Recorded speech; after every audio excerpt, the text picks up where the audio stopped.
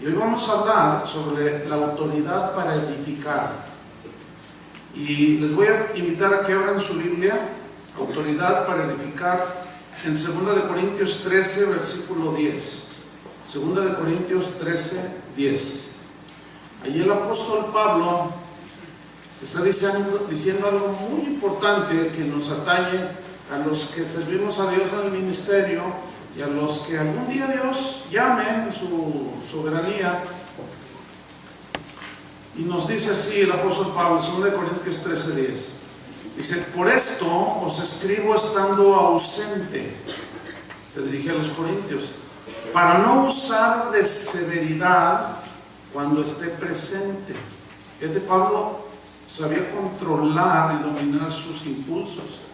Decía: prefiero escribirles ahora para no ser áspero y severo cuando esté presente, porque si algo distingue a la iglesia de los corintios es que eran bien desordenados. Había de todo ahí entre ellos.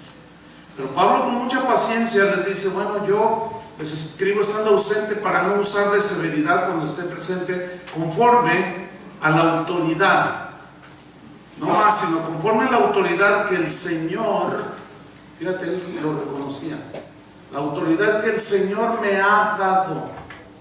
Él no decía que él era fuente de autoridad, él decía que Dios le había dado autoridad. Pero esa autoridad espiritual era ¿para qué?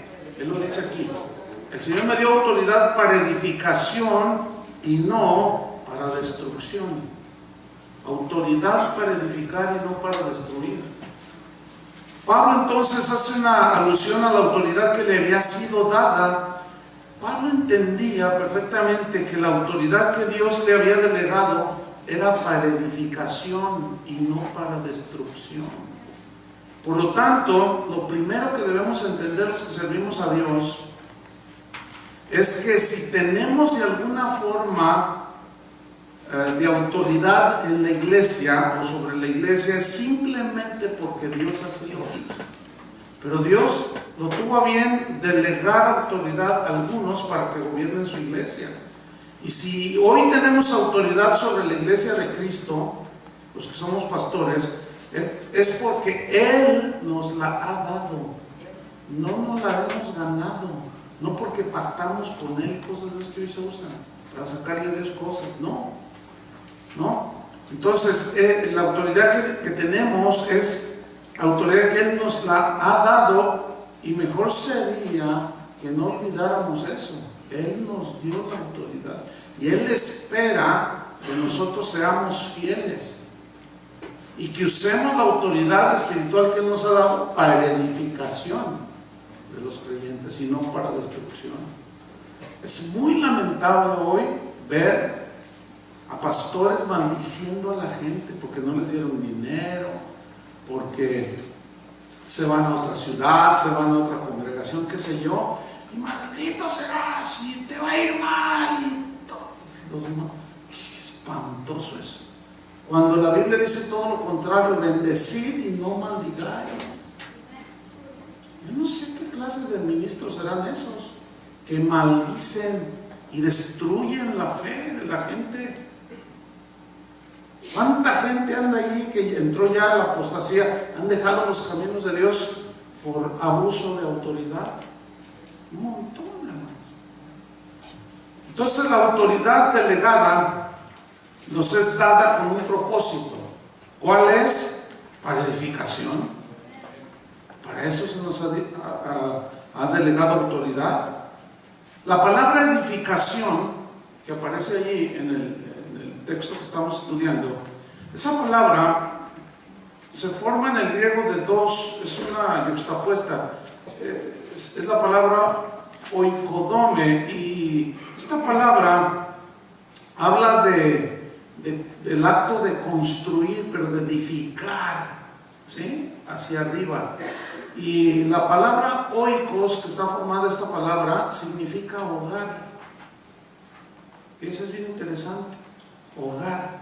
Porque un hogar, la Biblia habla de que cada uno forma parte de una familia terrenal, ¿no es cierto? Pero también al La muerte de Jesús derribó la pared intermedia de separación que había entre judíos y gentiles. Y Pablo dice que ya no somos extranjeros ni advenedizos, sino miembros de la familia de Dios. ¿Sí? Entonces, edificar el hogar, la familia de Dios, en este caso. ¿Sí? La palabra demo es construir. Entonces, edificar, construir la familia de Dios. Así es como se entiende.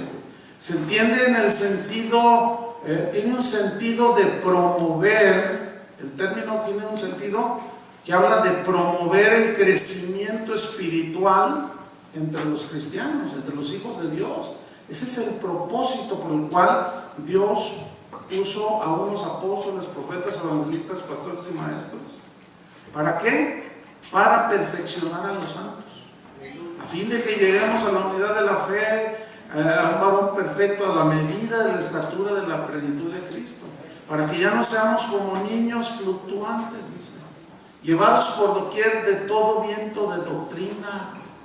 Entonces, dice ahí claramente que los ministros, los que Dios ha puesto para gobernar, estamos para edificar en sus vidas, para llevarlos hacia la madurez, para que estén sólidos, arraigados y cimentados en la palabra de justicia. Entonces, Pablo edificaba las vidas de todos aquellos que lo escuchaban. Él sabía perfectamente cuál era su misión. Fíjense, en Efesios 1:16, si tú buscas ahí, vamos a encontrar algo muy interesante en la vida de Pablo, cómo estaba todo su corazón en edificar las vidas de los creyentes y cómo sus oraciones tenían un sentido netamente espiritual. Dice Efesios 1:16, dice: no ceso de dar gracias por vosotros. Mira, continuamente daba gracias por las vidas de los efesios y de los hijos de Dios, dice, haciendo memoria de vosotros en mis oraciones. O sea, se acordaba continuamente. Y oraba, dice en el versículo 17, para que el Dios de nuestro Señor, Jesucristo, el Padre de gloria, dice las oraciones de Pablo, os dé el mejor auto, así dice, la mejor casa, que te haga un campeón, que te haga un empresario exitoso. Fíjate nomás en lo que hoy nos ocupamos. Pablo decía: no, Señor, dales espíritu de sabiduría y de revelación, dice, en el conocimiento de Él. Fíjate qué oraciones, Miren, sin duda, las oraciones de Pablo son tan diferentes como ministro del Evangelio, como apóstol de Jesucristo, tan distintas a las oraciones que se hacen el día de hoy. Tan distintas. Hoy analizas las oraciones que se hacen y tú dices: ¿y esto qué es? Piden de todo, menos cosas como estas. Yo estoy convencido que si cambiamos nuestras peticiones por cosas espirituales como estas, otras cosas serían nuestras vidas. Pablo edificaba las vidas de los cristianos. A los colosenses les dijo: poned la mira en las cosas de arriba y no en las de la tierra, donde está Cristo sentado a la diestra del Padre. Ahí pon la mira. Moisés puso la mira en el galardón, miraba al invisible. Escúchenme bien, toda doctrina que te hace poner la mira en las cosas de la tierra no es doctrina sana, y alguna de esas hasta diabólica.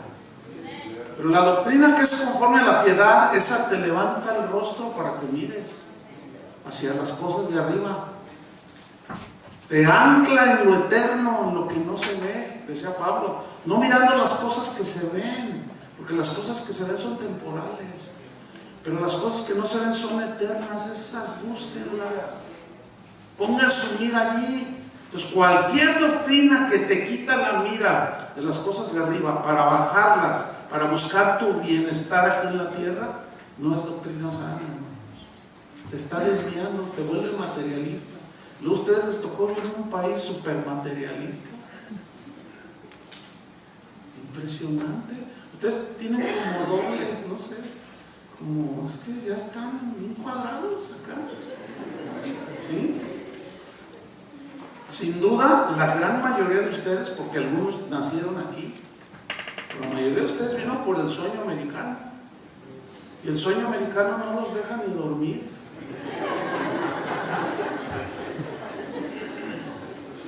Entonces, resulta como que encontraron a Cristo aquí. La mayoría de ustedes lo encontró aquí. O Cristo los vino a encontrar a ustedes acá. Ustedes eran los perdidos, no él. Y como vienen con eso bien metido, ok, se entregan al Señor, empiezan a ir a una iglesia, pero qué trágico es estar en una iglesia donde te siguen atizando lo material. Pobres ovejas. Entonces Pablo decía, no, Señor, dales espíritu de sabiduría, de revelación en el conocimiento de Dios. Fíjate, este espíritu de sabiduría, la palabra sabiduría viene de un término griego que es Sofía. Si alguien se llama aquí Sofía, te llamas sabiduría, ¿sí? Y Sofía es el conocimiento que nos hace entender las cosas de Dios, pero también nos hace entender las cosas humanas. Nos ayuda a sabernos conducir con sabiduría en este mundo. Pablo dice, andad sabiamente con los de afuera. ¿Sí? Agustín, uno de los padres de la iglesia, dijo que la sabiduría de Dios, que Sofía, esta palabra, pertenece al conocimiento de las cosas eternas. ¿Sí? Entonces, Pablo decía, Señor, dale sabiduría. ¿Sí? Dale sabiduría para que ellos conozcan, entiendan las cosas tuyas, que sepan, como decía Pablo, acomodar lo espiritual a lo espiritual. Él decía, hablamos sabiduría y no de los hombres. Dice, no, yo no vine a ustedes predicándoles con excelencia de palabras de sabiduría de hombres. Y acuérdense que los corintios eran griegos, y ellos tenían una herencia de filósofos que los hacía sentirse orgullosísimos. Dice, yo no vine a hablarles con las sabidurías de los suyos, yo vine a hablarles con la sabiduría de Dios, para que su fe no esté fundada en la sabiduría de los hombres, sino en el poder de Dios. Pero allí poder de Dios significa el poder del Evangelio, porque el poder del Evangelio es el único. Dice, le dijo a los romanos, no me avergüenzo del Evangelio porque es poder de Dios. ¿Para qué? Para salvación. O sea, entonces su énfasis estaba precisamente en edificar a los que lo oyeran, para que crecieran, ¿sí? Para que entendieran, aprendieran las cosas de Dios y las cosas de esta vida. Vamos a ver un versículo que habla sobre Cristo, porque es en Isaías capítulo 11, vayan abriendo ahí su Biblia. Y sin duda Pablo tenía en su mente este versículo cuando oró por los efesios. ¿Sí? Isaías 11:2. Esta es una escritura profética que se aplica sin duda a Jesucristo. ¿Sí? Y dice Isaías 11:2. Y reposará sobre él, o sea, sobre Jesús, el Mesías prometido, reposará sobre él el Espíritu de Jehová. Ahora, escuchen bien, todos nosotros los nacidos de nuevo tenemos el Espíritu de Dios. Nadie puede llamar a Jesús Señor si no tiene el Espíritu de Dios. O sea, cuando alguien le dice Señor y es nacido de nuevo, está reconociendo la autoridad suprema de Jesús. Y nadie le puede llamar a Jesús Señor sino por el Espíritu. O sea, que el Espíritu mora dentro de ti. Y si alguno no tiene el Espíritu de Cristo, no es de él. Entonces, nosotros al tener el Espíritu de Dios, está a nuestro alcance todo esto que reposó en Cristo. Mira, espíritu de sabiduría, dice. Y reposará sobre él el Espíritu de Jehová, espíritu de sabiduría. Aquí sabiduría enfatiza entendimiento. Entendimiento. Sabiduría de Dios para tener entendimiento de su voluntad, para tener entendimiento sobre qué quiere Dios de nuestras vidas. Hay cristianos que tienen años en la iglesia y no saben, o sea, no entienden muchas cosas. A mí me preocupa mucho cuando cristianos dicen, pastor, ¿cómo sé que Dios me habla? Es que no entiendo. ¿Cuántos años tienes en la iglesia? Y los 25. 25 y no entiendes. No captas, no. Es que no sé. Muy probablemente esa persona no ha nacido de nuevo. Porque si tenemos el Espíritu de Dios, por eso Pablo oraba y decía, Señor, dales espíritu de sabiduría. ¿Sí? Entonces, entendemos muchas cosas con la sabiduría de Dios. Y la sabiduría de Dios a la vez nos hace entender y enfrentar las distintas situaciones que vamos enfrentando en nuestra vida.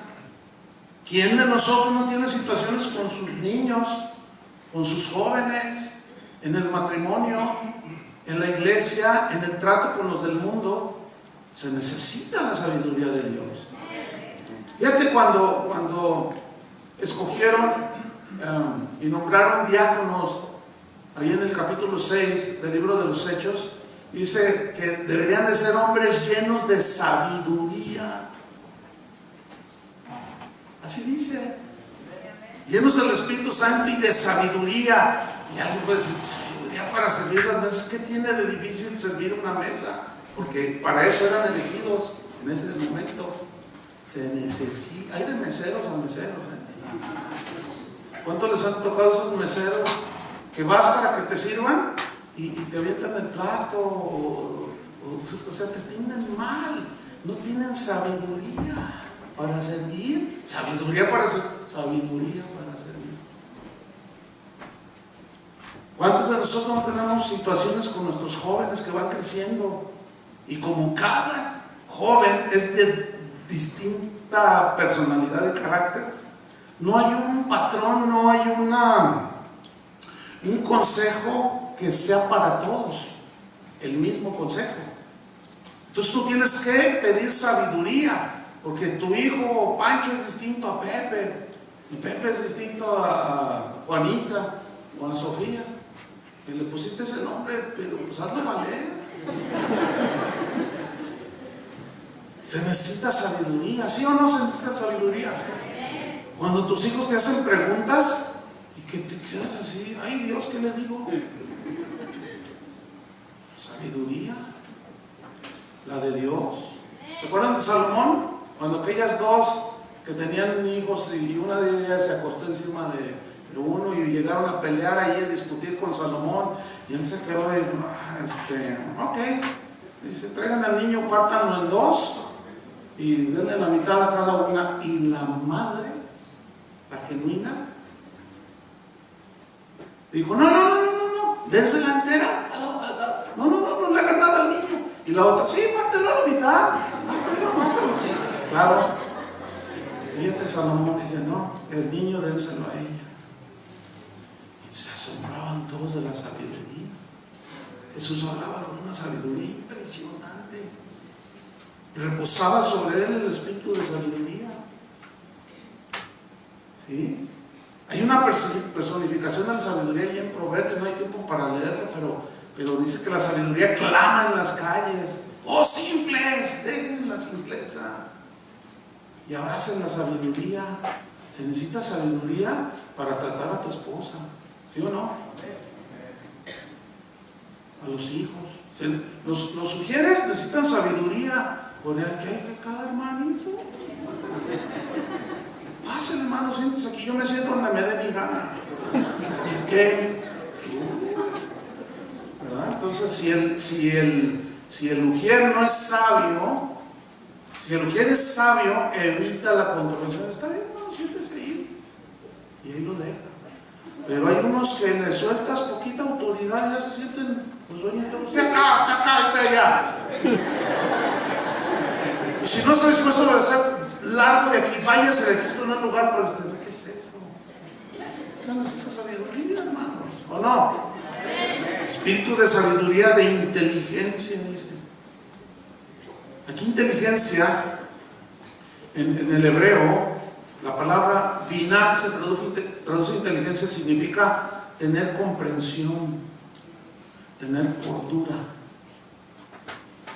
tener prudencia, tener inteligencia. Fíjense qué interesante.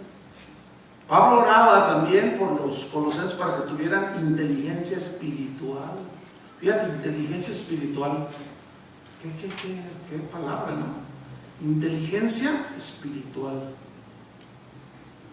Porque así como hay inteligencia en lo natural para hacer diferentes cosas, se necesita inteligencia espiritual para hacer las cosas de Dios.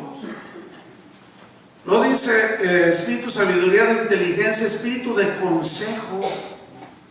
Esta palabra consejo alude a tener planes y propósitos prudentes. En otras palabras, tú haces planes y propósitos en base a la voluntad de Dios para tu vida. Pero hoy se le enseña a los cristianos a hacer lo contrario. Haz una lista de todo lo que quieres y preséntesela a Dios. Y hay cada imprudencia allí. Entonces, si de por sí no nacemos con esto que estamos definiendo, y luego aparte en las iglesias les atizan a las cosas del hombre, de la humanidad, de la carne, de la mente humana, olvídense. Todo plan y propósito que tú tengas, somételo a la voluntad de Dios. Santiago dice, vamos, todos los que dicen mañana iremos allá y traficaremos, comerciaremos y ganaremos, dice. Soberbios les dice. ¿Cómo que mañana iremos y ganaremos? Yo decreto. Cálmate, dice Santiago, cálmense, sean sabios. ¿Cómo? Más bien deberías de decir, si Dios quiere. Fíjense, Dios no está en contra de que tú hagas tus negocios, de que tú busques, trabajes. Pero eso más bien deberíais de decir, si el Señor quiere, iremos, comerciaremos y ganaremos. Si el Señor quiere. Pero ¿qué te dicen ahora? Que el Señor siempre quiere. Es la voluntad de Dios que tú pienses grande, es la voluntad de Dios que tú logres tus sueños, es la voluntad de... Y si tus sueños son bien marihuanos, ¿tú crees que Dios te va a conceder tus sueños? No inventes. No, vamos a la realidad de las cosas. No es así, hermanos, no es así. Necesitamos espíritu de consejo, hermano. Pues el Señor, yo quisiera hacer esto, pero si está en tu voluntad, si tú quieres, abre puertas. Si no, estoy conforme, Señor. Eso es lo que nos aconseja la palabra de Dios. Entonces, como tú no estás asimilando tu actitud, eso va formando parte de ti. Cuando te encuentres algún hermano con una situación así, tú le aconsejas. Eso forma parte de ti. No, hermano, no es así. Mira, es que tú debes de ser humilde delante del Señor. Tú debes de pedirle. Si Él te contesta, está bien. Y si no, Él sabe por qué no. Pero no estés peleándote con Dios, hermano. Entonces tú ya tienes un espíritu de consejo. Aleluya. Híjole, los pastores, ¿cómo necesitamos todo esto? Pero luego dice espíritu de consejo y de poder. Aquí poder, fíjense, es bien interesante. La palabra hebrea que se traduce poder significa tener fuerza y valor. Tener fuerza y valor. ¿Fuerza para qué? O sea, obviamente habla de una fuerza espiritual y habla de un valor para enfrentar todas las situaciones que se presenten. Fíjate, en Santiago, el escritor de Santiago, o Santiago mismo, él dice, está hablando de las pruebas, ¿sí? Está diciendo que las pruebas son parte de nuestra vida cristiana, etcétera, etcétera. Pero luego dice, si alguno tiene falta de sabiduría, pídasela a Dios, el cual da sin reproche, y le será dada. Pero ahí el contexto del por qué dice pidan sabiduría es para enfrentar las pruebas, las tribulaciones. Y se necesita la sabiduría, se necesita el valor para enfrentar nuestras situaciones. Y eso solamente lo da el Espíritu de Dios. ¿Sí? Fíjense, el versículo donde Pablo le dice a Timoteo, porque Dios no nos ha dado espíritu de cobardía, ni de temor, sino espíritu de ¿qué? De poder, de amor y de dominio propio. Y tristemente lo citan cuando dice Dios nos ha dado espíritu de poder, lo citan en el contexto de los milagros. Dios nos ha dado espíritu de poder, no, nada que ver en ese texto. Ahí el asunto es que Timoteo la lucha estaba bien dura y Timoteo estaba como flaqueando. Y le dice, no, Timoteo, acuérdate de tu abuelita, tú tienes la fe de tu abuelita y de tu madre. Dice, no te acobardes, Timoteo, porque Dios no nos ha dado espíritu de cobardía, sino de poder. ¿Poder para qué? Para enfrentar cualquier situación, de amor y de dominio propio. Así es que, Timoteo, toma dominio y no te acobardes. Enfrenta con valor cada situación que se te vaya presentando en la iglesia, porque él era un pastor. Espíritu de poder, espíritu de conocimiento, ¿sí? Y de temor de Jehová. El principio de la sabiduría es que el temor de Dios. Hoy no se enseña a tener temor a Dios, Hoy se les enseña a los cristianos a... Yo he oído mucho eso de arrebata las bendiciones del Señor. Dile, Señor, tu palabra aquí dice, reclámale a Dios sus bendiciones y arrebata sus bendiciones. Yo quiero decirle algo, no sea maleducado. Las cosas de Dios no se arrebatan. Lo toman del versículo que los violentos lo arrebatan, que tiene su interpretación. Sí, pero hermanos, eso no enseña la Biblia de que yo arrebato las bendiciones del Señor y que yo... No, ¿cómo que arrebato? No, la Biblia nos enseña a orar y a pedir, pero no a arrebatar. ¿Cómo arrebatar? A ver, que tu hijo te arrebate las llaves de tu auto. Presta para acá, papá. No sean malcriados con el Señor, mal educados. ¿Cómo que? No, a Dios se le pide, no se le arrebata. Pero se enseña hoy a ser mal educados a los cristianos. ¿Por qué? Porque falta sabiduría, falta consejo. Y la autoridad que Dios nos ha dado es precisamente para esto, para edificarnos y llevarnos lo mejor que se pueda en los caminos del Señor. Parafraseando a Pablo en su oración por los Efesios, él diría algo así como: Señor, hazle saber a los hermanos cuánto poseen en Cristo. Abre su entendimiento para que sepan lo grandioso y maravilloso de lo que ellos poseen en Cristo. Tienen una herencia eterna. Pero dale, Señor, espíritu de sabiduría para que entiendan esto. Y luego, volviendo al texto de Efesios, espíritu de sabiduría, 3 cosas oraba. La número 2 sería espíritu de revelación. Esta palabra revelación viene del griego apocalipsis, de donde se deriva apocalipsis. Y apocalipsis, revelación, significa descorrer el velo para ver algo que está oculto. Entonces, fíjate, aún hay cristianos que no alcanzan a ver, porque hay como un velo. No alcanzan a ver lo que está detrás del sacrificio de Cristo. No alcanzan a ver las riquezas de su gracia. Entonces, Pablo dice: Señor, descórreles el velo, lo oculto de Dios. Revélale, Señor, las cosas que vendrán. Dale revelación. ¿Sí? Revélale, Señor, las cosas del por qué sucede. Revélale, Señor, el por qué suceden las cosas. A eso se refería Pablo cuando decía en Romanos 8:28, y sabemos que a los que amamos a Dios, todas las cosas nos ayudan para bien. Pero la clave está en el verbo sabemos. Y el saber es lo contrario. Ahí en realidad saber también significa entender. Y entendemos. Y la fe, dice en Hebreos 11, por fe entendemos haber sido constituido el universo por la palabra de Dios, de modo que lo que se ve fue hecho de lo que no se veía. Por fe, dice, entendemos. San Agustín decía, no trates primero de entender y para después creer. No, primero cree para poder entender.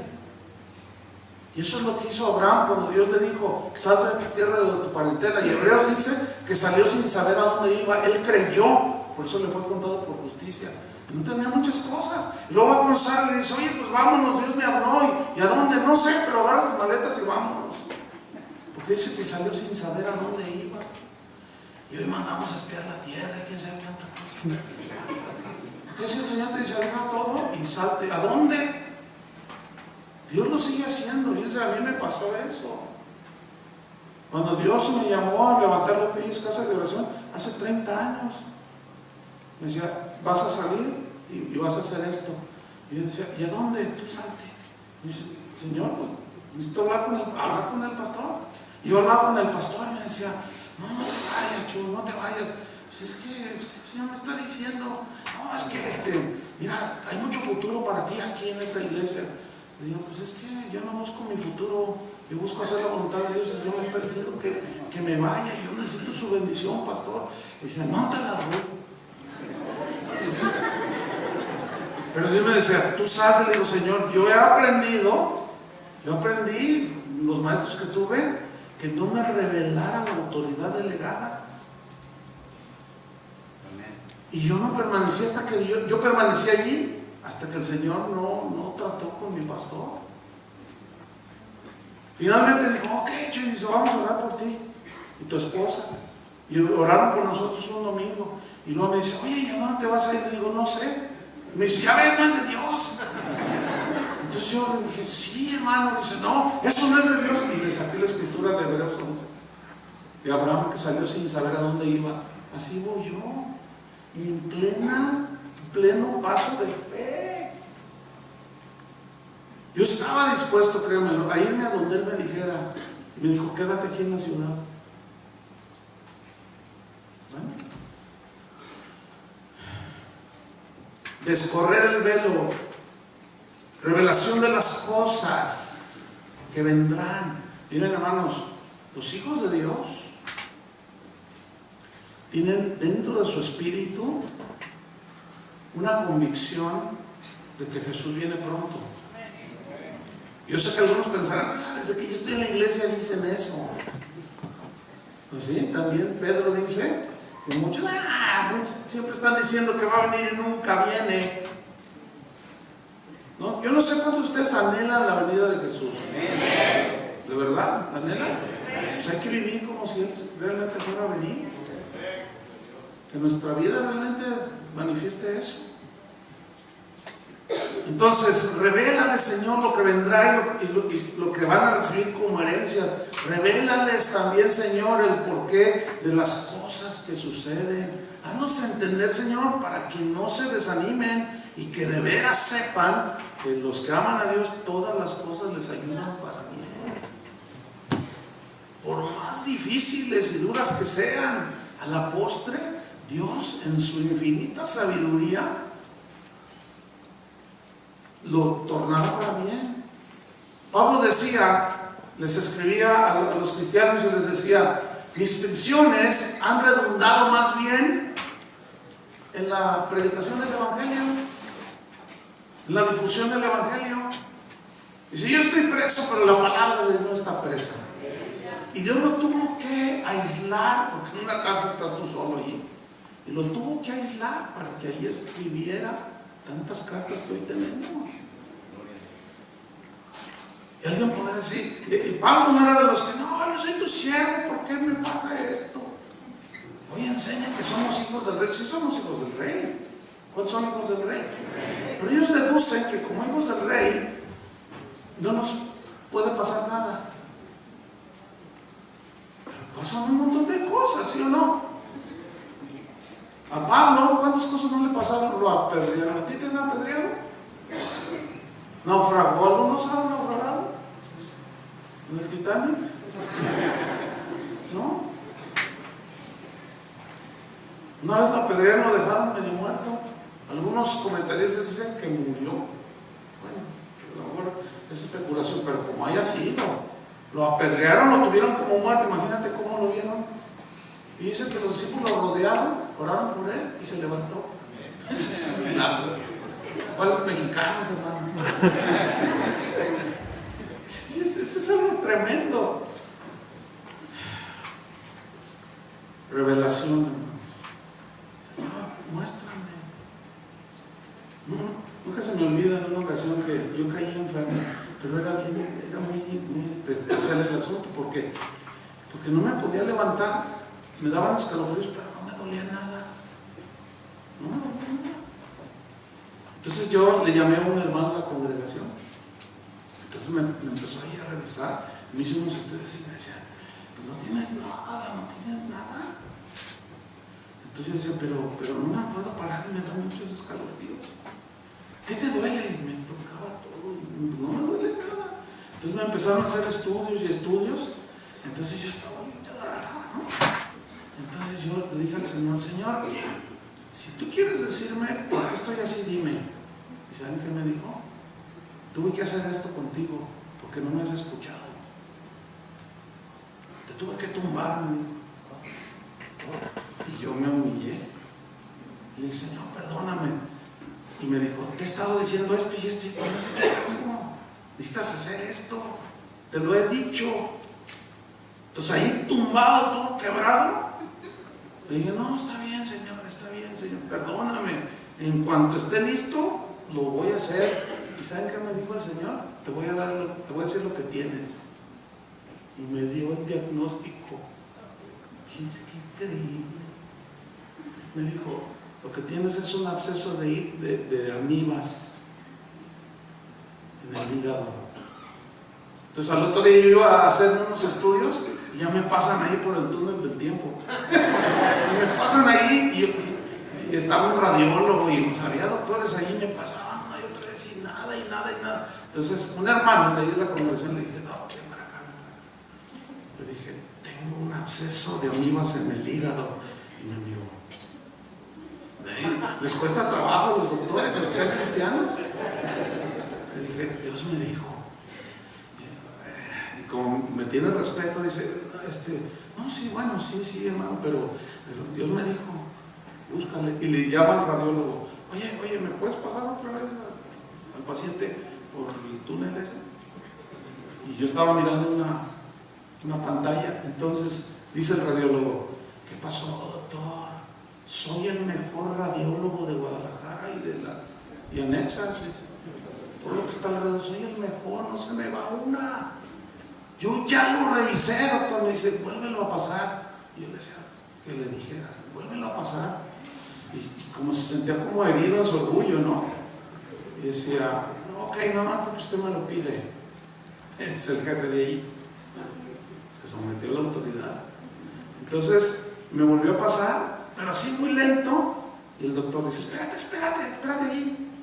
Entonces ve y me mira. Dije, Dios así trabajó. Me tuvo que tumbar para hacerme entender. A veces así Dios lo hace. Yo no me peleo con Dios, hermano. Y hoy, cualquier situación que pasa en la vida de los cristianos, no lo recibas, reprende al diablo, no esto, no lo otro. Más bien pregúntale a Dios, pídele sabiduría. Y dile, Señor, muéstrame. A ver, ¿el que trató con Jonás fue el diablo o Dios? No, si eso le pasara hoy a uno de los apóstoles, el día de hoy, diría que es el diablo. Y hasta se vestiría de soldadito y empezaría a pisarle la cola al diablo. No, su desobediencia lo llevó y Dios empezó a tratar con él, ¿sí o no? Y preparó una tempestad, y preparó un pez, y preparó. Dios estaba detrás de todo eso. Porque como vimos en la mañana, Dios es el que tiene toda la autoridad. El diablo no hace lo que le da su gana. A veces lo usa. Martín Lutero decía, el diablo sí, pero el diablo es el diablo de Dios. O sea, dando a entender que también lo usa Dios en ocasiones. Y el diablo, a quienes muchos cristianos le atribuyen todo sabio, todo, no todo sabio, sino que él está en todos lados y casi nos lo presentan como el omnipotente. El diablo no sabe todo. Y a veces él interviene, sí. Pablo decía, Satanás nos ha estorbado. Pues sí, esa es su labor, pero ellos sabían entender. Una vez Pablo dice, intenté ir a Bitinia y el Espíritu me lo prohibió. Pues quise ir a misa y el Espíritu me lo prohibió. No, ¿cuándo hizo ver? A ver. ¿Qué hubieran hecho los de hoy? El diablo. No, ahí no era el diablo. Dice claramente que el Espíritu Santo le prohibió. Pablo tenía sabiduría, hermanos. Tenía entendimiento. Tenía revelación. Entonces se conducía como un hijo de Dios, porque los hijos de Dios somos guiados por el Espíritu de Dios. Entonces, espíritu de sabiduría, de revelación en el conocimiento de Él. Fíjate, conocimiento, esta palabra conocimiento. Esta palabra conocimiento significa, habla de un conocimiento pleno, o sea, abundante. Habla de discernimiento más, con más peso. Habla de algo completo y total. Es decir, el conocimiento, hermanos, viene a través de escudriñar las Escrituras, ¿cierto? Así es como viene el conocimiento. Pero los cristianos de hoy dicen, no, el conocimiento envanece, dicen. El conocimiento envanece, ¿para qué tanto estudio? No, el Espíritu Santo, como les decía en la mañana, el Espíritu Santo nos da palabra y el Espíritu Santo, sí nos da palabra, pero ¿en base a qué? Fíjate, he estado en infinidad de conferencias y he estado en lugares donde se sube el predicador y dice, ay hermanos, anoche no dormí. Dicen, porque pues yo estaba, Señor, dame una palabra para ellos, dame una palabra. Me pasé toda la noche orando, Señor, dame una palabra, hermano, no me dio nada y no sé, pero pues gloria a Dios, ¿verdad, hermanos? Y bueno, pues ahorita me va a dar palabra porque, oró, pero nunca abrió la Biblia.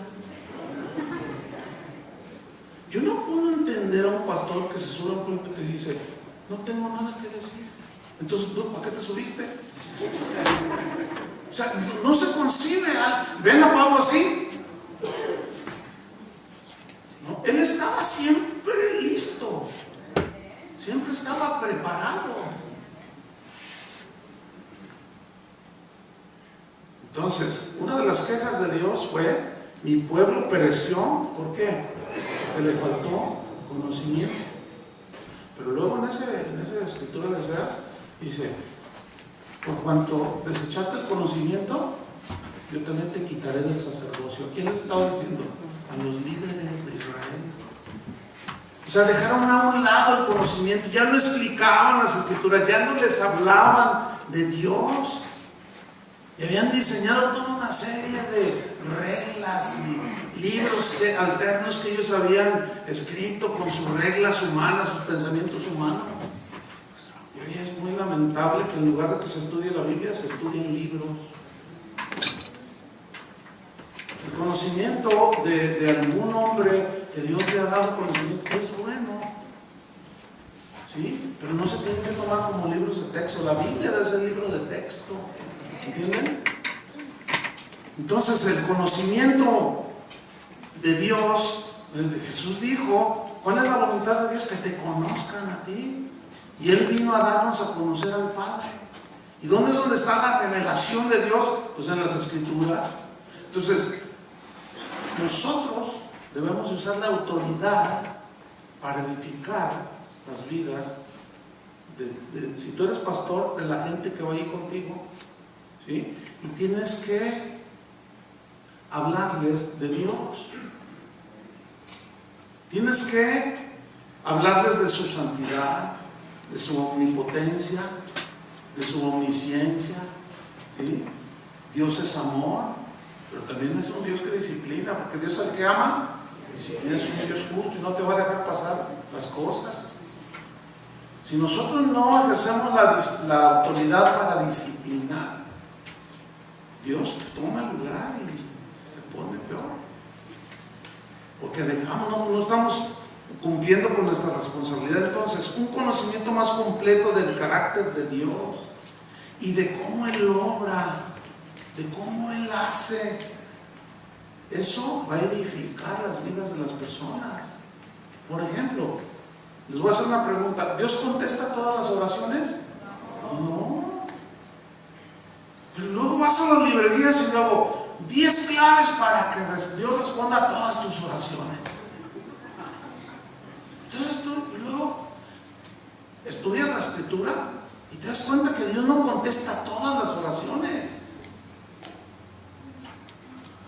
Entonces, y luego otra vez te paras ahí y claves para que Dios oiga tu oración y te conteste sí o sí. Yo una vez oí a un predicador cuando estaba hablando del pasaje, cuando aquel leproso: si quieres puedes limpiarme. ¿Se acuerdan de ese pasaje? Y Jesús le responde: quiero, sé limpio. Y dice: es que el Señor siempre quiere. Entonces, ¿qué le pasó a Pablo con su aguijón?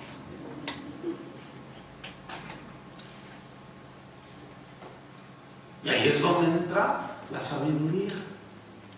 Ahí es donde entra la revelación. Señor, muéstrame. Pablo lo entendió.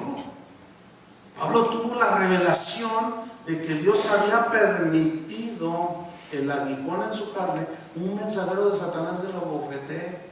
Abofetear ahí en el griego significa traspasar la carne con un objeto puntiagudo. Y hay una discusión de que si era una enfermedad o que si era las persecuciones, lo que haya sido, le dolía. Dice: y he rogado 3 veces que lo quite de mí. Una vez: Señor, quítalo de mí. ¿Tenía fe Pablo? Tenía más que cualquiera de nosotros. ¿Y le contestó Dios? Sí, le dijo que no. Y le volvió a decir: Señor, quítalo. ¿Le contestó Dios? Sí, le dijo que no. 3 veces le contestó y le dijo que no. Y él lo escribió y dijo: para que la grandeza de las revelaciones no me enaltecieran. Fíjate, Pablo reconoció que era propenso al orgullo y se me fue de un aguijón. Y he rogado 3 veces que lo quite y Dios me dijo: bástate mi gracia.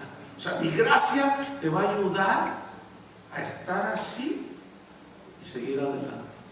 Y él dijo: me basta tu gracia. Hoy no se enseña eso. Hoy se enseña que no puedes pasar nada de eso y que Dios siempre contesta las oraciones, y no es así. Y trata de diferente manera con cada uno de nosotros, ¿sí o no?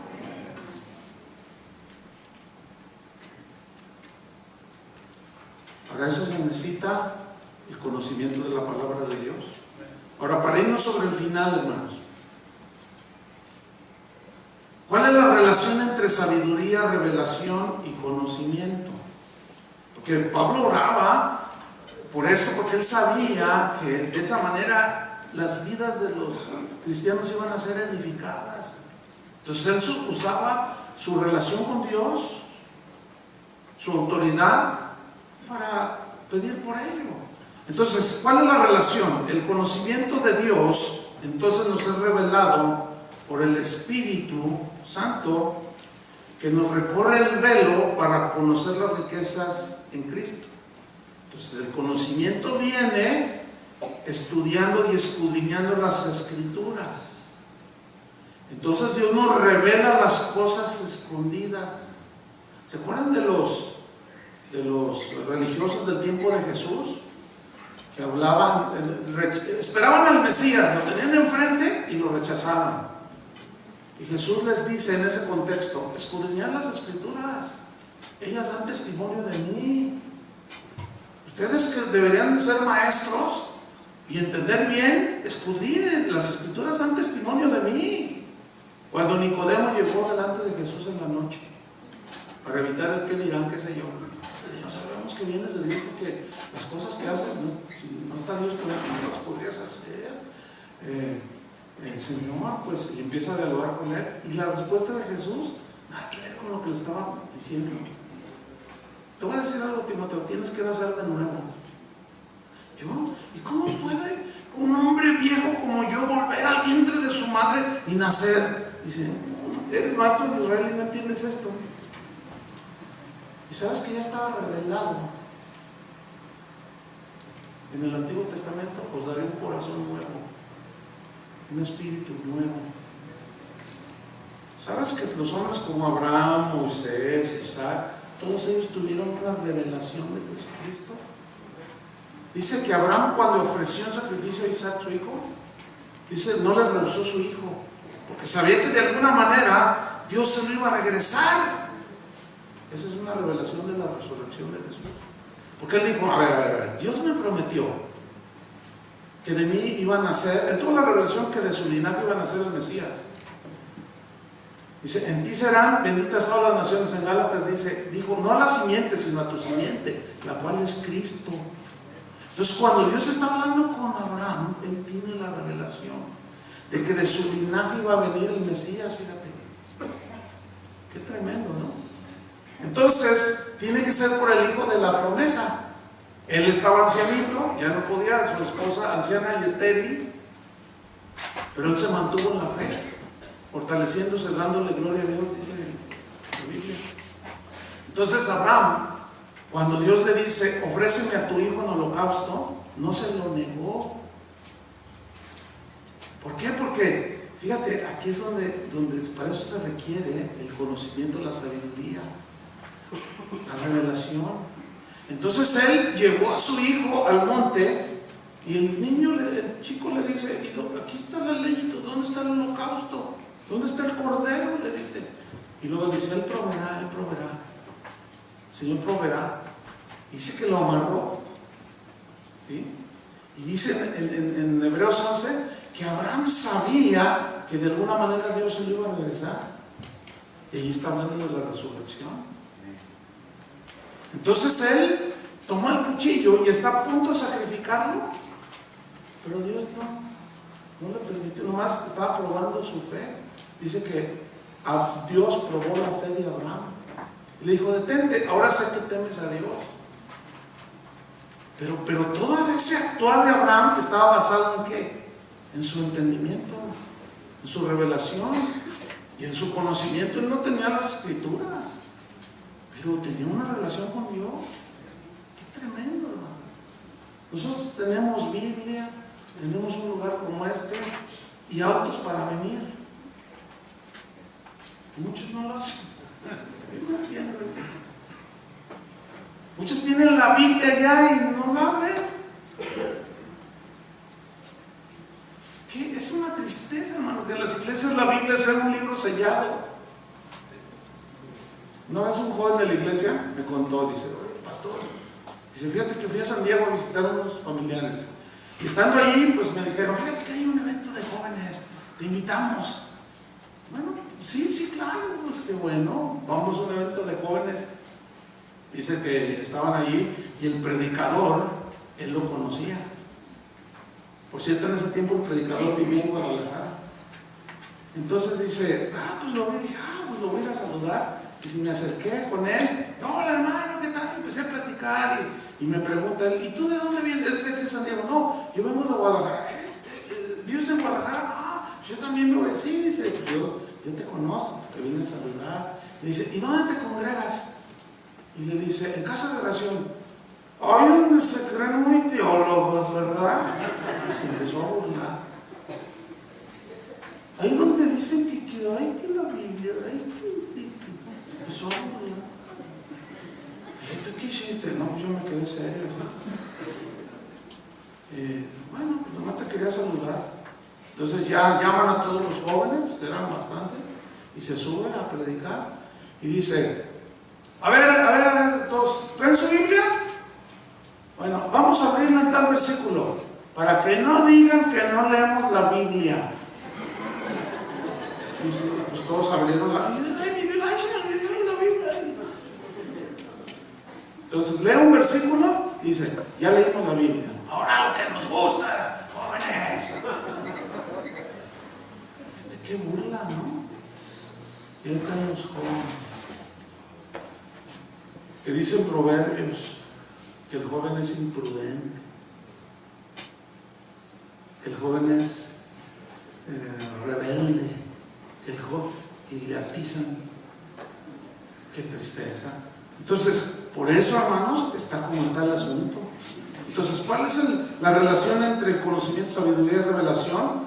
Pues el conocimiento viene estudiando las escrituras. La sabiduría nos enseña a usar el conocimiento. Esa es la relación. Nos ayuda a usar el conocimiento con apreciaciones sabias, con decisiones sabias. Nos ayuda a aplicar el conocimiento a nuestra vida espiritual y en nuestra vida cotidiana. Fíjense, una vez llega una parejita, ¿no? Que yo los conozco, ¿no? Los conocía pues de años, pero ellos se reunían en otra iglesia. Eran novios. Llegaron: hola, ¿qué tal? Oye, pastor, ¿puedo hablar conmigo? Claro, pasen. Yo ya me iba a preguntar: claro que sí, pasen. Entonces dice: oye, pues venimos para pedirte un favor. Era un jueves ese día que ellos llegaron, a mediodía. Queremos pedirte un favor. Y yo los vi muy nerviosos. ¿Qué les pasa? Dice: es que nos vamos a casar el sábado. Ah, pues felicidades. ¿Pero en qué yo les puedo servir? Es que venimos a pedirte que nos cases. A ver, eso sonaba muy raro. Ellos se reúnen en otra iglesia y tú vienes a pedirme el jueves que los case el sábado. Y se miraron. Y digo: ¿pero por qué? ¿Cómo? A ver, que su pastor los case. Y se miraban. Dice: es que, fíjate que mi hermana, dice ella, mi hermana es maestra de niños en nuestra iglesia y tuvo un problema con el pastor. Algo no salió bien y se disgustaron y se dijeron cosas y se ofendieron. Mi hermana. Entonces me acaba de hablar y me acaba de decir el pastor: ¿sabes qué? No te caso. Pero pastor, ¿qué está diciendo? No te caso, y hazle como quieras. ¿Pero por qué? Porque tu hermana es una rebelde. Pero mi hermana es mi hermana. Es una persona diferente a mí. Usted, pastor, no me puede hacer eso. Y dice: claro que sí, porque es tu hermana y no te caso, y hazle como quieras. Entonces le dice: ve con Chuy y él te casa.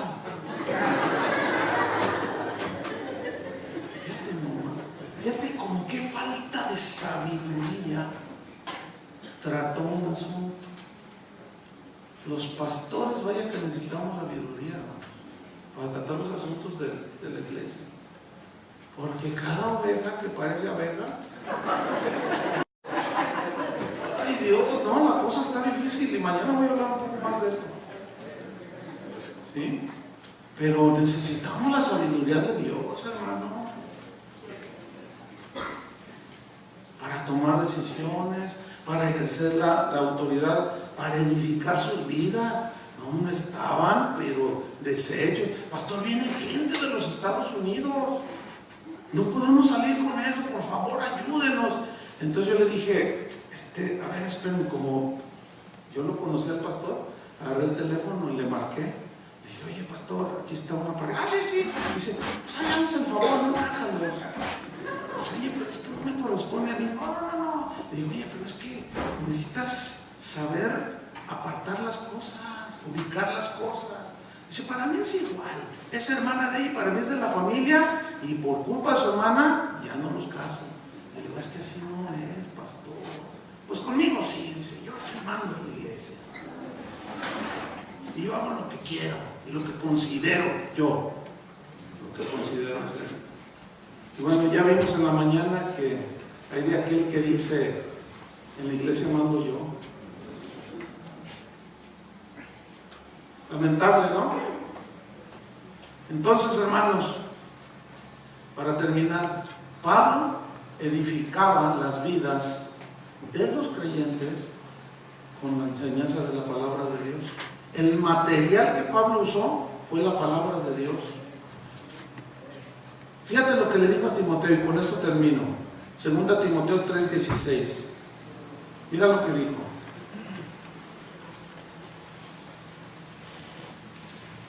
Le dio un buen consejo al joven Timoteo. Y le dijo 2 Timoteo 3:16. Le dice: toda la escritura, Timoteo, toda es inspirada por Dios. Inspirada, ¿qué significa? Tiene la vida de Dios. Salió del aliento de Dios. Tiene la vida de Dios, la palabra. Toda la escritura. Y luego le dice: mira, Timoteo, y es útil. Significa es eficaz. Es útil para, y le dice por lo menos 4 cosas allí. ¿Sí? Número 1, para enseñar. ¿Enseñar qué? Todo lo concerniente a Dios, todo lo concerniente a la vida cristiana, todo lo concerniente a la familia, todo lo concerniente para la vida de un joven, la vida de un anciano, la vida de los niños. Es útil para enseñar. Y luego le dice: también es útil, Timoteo, para redarguir. Redarguir es confrontar con la verdad los errores. Eso significa redarguir. Es como ponerte así, cara a cara con un espejo. Eso es redarguir. Hay cristianos que vienen a la iglesia y empiezan a oír la palabra de Dios y luego dicen: ¿por qué está tirando piedras el pastor? Lo está diciendo por mí. Entonces, ¿por quién? Por favor. Usan hasta el sentido común y por el perro de la esquina. Por favor, hermanos, agarren la onda. Digo: ay, hermano. A ver, vienen a la iglesia y el pastor empieza a predicar, a redarguir. Lo dice para mí: vámonos a esta iglesia. Maduren, por favor. Maduren. Es parte de ejercer la autoridad, redarguir. Pues si hay divisiones entre los hermanos, hay que predicar en contra de la división. Eso es lo que hizo Pablo. Se oye que hay entre vosotros divisiones, y les creo. Porque unos dicen: yo soy de Pablo, yo soy de Cefas. ¿Quién es Pablo? Y se empieza a enseñar. ¿Quién es Pablo? ¿Quién es Apolos? Somos servidores por medio de los cuales han creído. Yo sembré, dice, Apolo regó. Dios dio el crecimiento, de manera que ni Pablo ni Apolos somos nada, dijo. Y estaban todos los corintios. Pues claro, oigan, pues que hay adulterio en la iglesia, predicar. Y no digan: ay, los está exponiendo. Ay, qué falta de amor, qué falta de cerebro, qué falta de entendimiento, de sabiduría y de todo. Para eso es la palabra de Dios. Y Dios nos ha dado autoridad para eso. Es lo que le está diciendo a Timoteo.